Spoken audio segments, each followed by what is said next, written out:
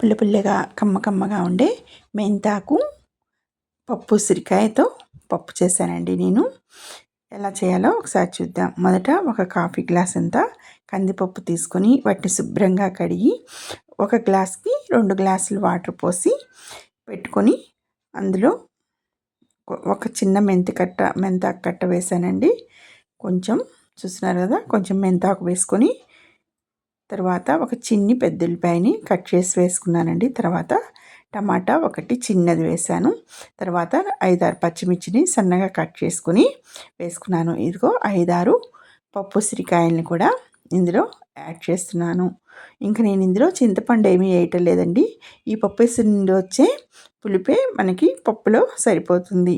తర్వాత ఒక 1/2 చెంచా కారం వేసానండి. నేను పచ్చిమిర్చి ఎక్కువ వాడాను కాబట్టి కారం తక్కువ వేసాను.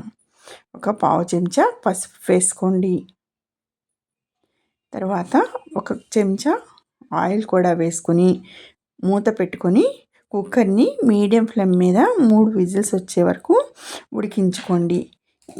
ఉడికించుకున్న తర్వాత కుక్కర్ని ఓపెన్ చేసి చూస్తున్నారు కదా, ఈ విధంగా రెడీ అయిన పప్పుని పప్పు గుత్తితో మెత్తగా మెదుపుకోండి.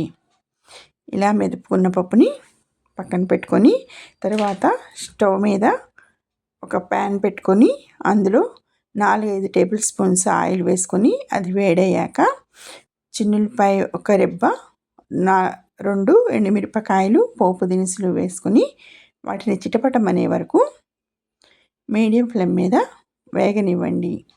ఇలా వేగిన వాటిని కాస్త కరివేపాకు కూడా 2 రెమ్మల కరివేపాకు తీసుకొని వేసుకొని అది చిటపటమన్నాక పప్పులో వేసుకోండి. చూస్తున్నారు కదా, ఈ విధంగా పప్పులో వేసుకోండి. తర్వాత శుభ్రంగా కలుపుకొని ఒక్కసారి ఉప్పుని టేస్ట్ చూసుకోండి. ఈ టైంలో టేస్ట్ చూసుకుంటే ఏమైనా కాస్త ఉప్పు తగ్గితే ఈ టైంలో ఉప్పుని కలుపుకుంటే సరిపోతుందండి. ఈ ఛానల్ కానీ మీకు నచ్చినట్టయితే లైక్ చేయండి, షేర్ చేయండి, సబ్స్క్రైబ్ చేయండి. చూస్తున్నారు కదా, ఎంతో టేస్టీ అయిన మెంతాకు రాతి ఉసిరిపప్పు రెడీ అయింది.